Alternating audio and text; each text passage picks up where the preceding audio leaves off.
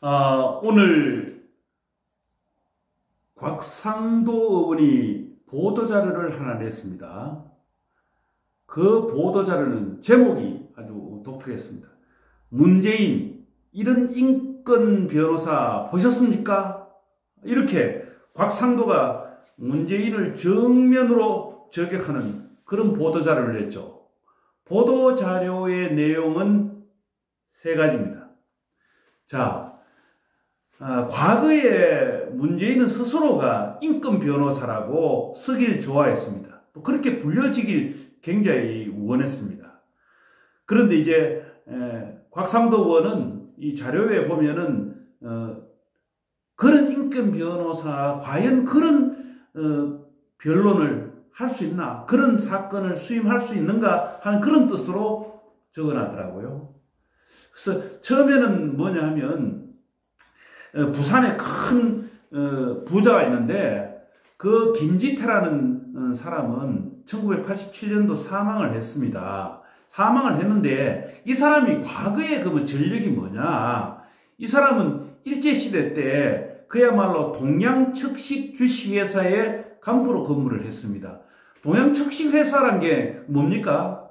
일본이 대한민국에 들어와서 통치를 하기 위해서, 농지 개량을 하기 위해서, 또 우리 한국의 농지 중에 국가의 땅이 얼마나 되는지, 개인의 땅이 얼마나 되는지 정확하게 동양척식회사에서 그것을 맡겼습니다. 그것을 청량하도록 맡겼습니다.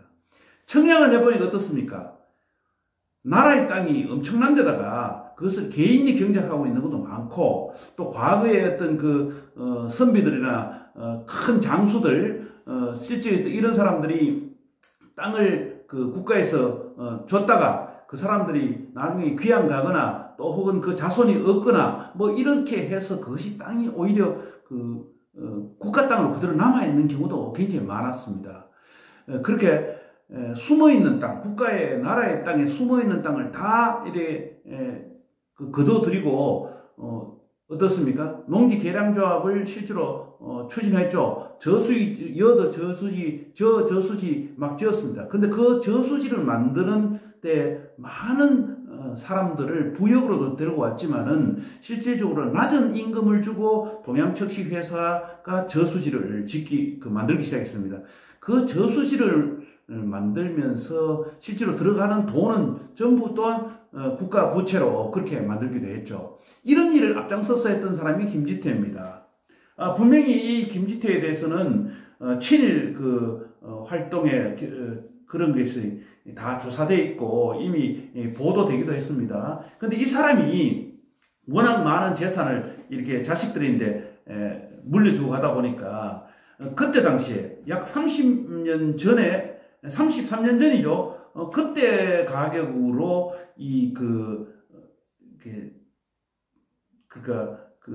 재산을 물려주는 하나의 그 과정에서 세금이 많이 나왔잖아요. 이 세금이 무려 120억 가까이 되고, 또 일반 그러니까 그 농토 이런 어떤 그 세금 문제가 무려 상속세 117억, 그리고 법인세 50억 됩니다.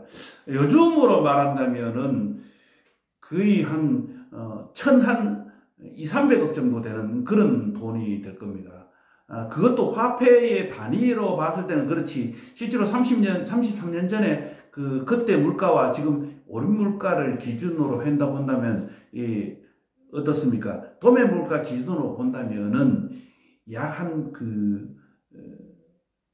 15배 정도 됩니다. 그러면 120억 해도 뭐 충분히 1,500억 이상 되는 그런 돈이죠. 그걸 문재인이 소송을 맡아서 그 돈을 그 자손들인데 찾아줬습니다. 국가에 마땅히 내야 될 상속세, 그렇습니까? 재산세를 승소했단 말이에요. 그럼 문재인은 얼마나 승소 돈을 받았을까요? 뿐만 아니라 문재인이가 주로 맡은 그런 여러 가지 어떤 소송이 대부분 가진 자, 기득권자, 있는 자, 이런 친일을 했는 사람들, 이런 사람들의 그것을 많이 맡으면서도, 아니 뭐 자기 스스로 한 번쯤 이제 그 운동권 그 변론을 해줬다고 해서 뭐 인권 변호사라고. 누가 진짜 인권 변호사는 남이 이렇게 불러줄 때 조영래 변호사라든가 과거에 이런 참 평생을 거쳐서 20년 뭐 15년 20년 이렇게 정말 가지지 못한 사람들, 또 억울한 사람들, 또 운동하다가 잡혀간 사람, 정치적인 어떤 테러를 당한 사람, 이런 사람들을 위해서 그야말로 많은 무료 변론을 해주고 그랬는데 겨우 한두 건 해준 걸 가지고 자기 스스로가 그렇게 미화했단 말이에요. 그런 것을 하나 지적을 해놨고, 또 하나는 어떻습니까? 청와대 근무를 하면서 이 양반이 무려 그 18년 동안 농지를 소유했단 말이에요. 그러면서도 이번에 어떻게 양산에 그 땅, 그 큰 넓은 땅을 사면서 한 500여 평을 농지를 대지로 전환했습니다. 뿐만 아니라 그 땅이 대부분 이제 농지를 매매했기 때문에 농민만이 살 수 있지, 또 농민이 아니어도 물론 농지를 살 수 있습니다. 그러나 분명히 농업 계획서를 내야만 땅을 구할 수 있는 것이 농지입니다. 그럼 그 넓은 땅을 이번에 하면서 농지 경력을 또 얘기하는데 11년의 농업 경력이 있다라고 그렇게 결정이 되었습니다. 그렇게 해서 농지를 구했습니다. 저도 사실 지금 농지를 좀 소유하고 있고 산도 소유하고 있습니다만은 이것을 소유할 때 저는 직접 농사를 지었습니다. 농사를 지어야 어떻습니까? 농민 등록할 뿐만 아니라 그것을 읍면에서 등록하는 것에 그치지 아니하고 그것을 경영체 등록이라 해서 또 국가 등록을 해야 됩니다. 그 경영체 등록을 되었을 때만 진짜 농부로서의 그런 자격이 있다, 이렇게 보시면 될 것 같아요. 그런데 한 번도 청와대 5년 동안 2003년 노무현 대통령하고 꼬박 5년 동안 청와대에서 뭐 온갖 수석 자리 다 이렇게 옮겨다니면서 회전문 인사에 대통령 비서실장까지 했는 양반이 언제 농사 지을 시간이 있습니까? 24시간 중에 15시간 일을 해도 모자라는 그런 어떤 청와대 간부가 무슨 농사를 짓다라고, 농지도 소유하고 또 지금은 또 11년 동안 농사도 짓다고 그렇게 농사 경력을 내놨어요. 지금이라도 사실상 농지원부를 갖고 있는 게 중요한 게 아니라 그 농사를 실제로 지었는가 경영체 등록을 보면 압니다. 그래서 매년 무슨 농사를 얼마나 크기로 지었다 하는 것이 경영체 등록에 그 다 기록이 남아 있습니다. 지금부터 가볼까요? 저는 농사를 지어봤기 때문에 충분히 정말 당신이 농사 지었는지 아니면 가짜로 만들었는지 저는 구분해 놓을 수가 있습니다.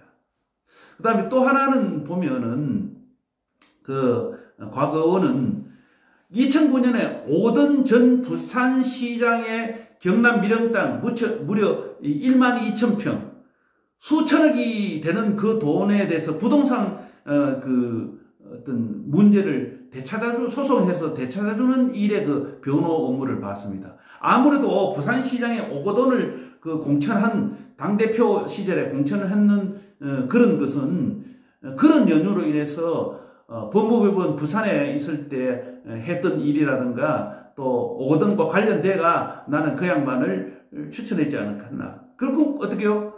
문재인은 오거돈 부산시장 그런 성범죄자를 변호하고 성범죄자를 공천한 거나 똑같습니다. 이번에 선거하는데 3,400억 저 돈 부분도 문재인이가 내놔야 돼요. 예. 당연하죠. 민주당 당대표를 지냈고 거기 있는 인간들 박원순 때도 박원순 누가 공천했습니까? 문재인이가 공천했지 않습니까? 그러면 이번에 드는 850억 정도는 서울 부산의 그 보궐선거비는 문재인에게 청구를 해야 됩니다. 850억. 곽상도 의원님, 한번 850억의 선거 비용을 문재인에게 청구해 보시지 않겠습니까? 국민 청구단을 한번 만들어 볼까요? 그게 바로 문재인입니다. 그러한 문제점에 대해서 보도자료를 곽상도 의원이 냈다는 겁니다. 뿐만 아니라 곽상도는 법무법인 부산으로 있으면서 어떻습니까? 그 9년, 10년, 15년, 아니 2012년이네요. 들어와서 부산 저축은행, 그러니까 2008년, 9년 그때 노무현 정권 때 많은 노무현 정권의 떨거지들이 저축은행에 들어가서 온갖 것 다 뜯어먹고 사람들 거기에 정말 한 푼, 두 푼 노후 자금을 넣어놨던 거 다 받지 못해가지고 울고 불고 뭐 부산 저축은행 앞에 가서 데모하고 막 뭐 죽겠다고 그 가서 노상 데모하고 거기서 실질적으로 막 텐트 치고 자고 이랬던 사람들도 있지 않습니까? 그런 문제를 수임하는데 그때 당시에 59억을 받았습니다. 법무법인 부산이. 자, 여기에 누굽니까? 법무법인 그때 대표가 누구였습니까? 문재인이가 대표 변호사 아닙니까? 그런 어떤 그때 당시 10년 훨씬 전에 59억이라 그런 거는 지금쯤 500억 정도 되지 않을까요? 그런 돈을 과잉 수임을 했는 대표 변호사가 무슨 인권 변호사입니까? 가진 자, 있는 자, 그들이 무슨 억울한 그런 인권을 담당한 그 인권에 문제가 있는 그런 사람들입니까? 그것을 바로 까는 것이 곽산도입니다. 곽산도는 검찰 생활을 오래 했고 청와대 민정수석 비서를 했기 때문에 너무너무 잘 압니다. 문재인에 대해서. 자, 이번에 뭐 민정수석이 조국이도 민정수석이 했는데 민정수석이 뭐 하라고 민정수석이 있는지 아세요? 청와대의 비리 감시, 대통령의 친인척의 비리 감시하라고 민정수석이 있는 겁니다. 민정수석이 어디 뭐 국민을 감시하라고 있는 게 민정수석이고 무슨 인사에 관여하라고 하는 게 민정수석입니까? 그렇지 않습니다. 우리는 청와대 민정수석이 하는 일이 분명하다는 것을 알아야 됩니다. 청와대 처음 들어갈 때 노무현 정권 때 문재인이가 그런 민정수석입니다. 그 다음에 또 옆에 옮겼다가 그 다음에 대통령이 비서실장을 했는 거죠. 문재인 대통령 정말 무능하기 짝이 없는 역사에 가장 무능하기 짝이 없으면서도 마치 독일의 히틀러나 괴벨스 같은 그런 선동으로 이 정치를 해온 것. 네. 대한민국에 있는 국민이라면 다 압니다. 지금 이미 더불어민주당을 지지했던 사람이나 더불어민주당의 그게 안에 있는 사람까지도 대통령과 더불어민주당에 대해서 등을 돌리고 있는 그런 여론조사가 나오지 않습니까?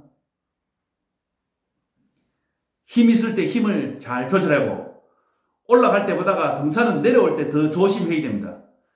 이제 1년도 채 남지 않았는 것 같아요. 겨우 한 1년 정도 남은 문재인은 등산에서 하산할 때 조심하라듯이 지금부터 정말 동네 아랫길, 발길 잘 보고 놀러 오셔야 될 겁니다. 부산의 조폭들이 이럴 겁니다. 문재인, 밤길 조심해라. 이런 말을 분명히 지금 하고 있을 겁니다. 여러분, 제가 지금 이게 밤에 지금 촬영하고 있습니다. 청와대에 있는 그분은 청와대 주인이 아니라 그 청와대에 있는 사람은 국민을 섬기라고 있습니다. 제발 산길 조심해서 내려오십시오. 다들 안녕히 주무십시오.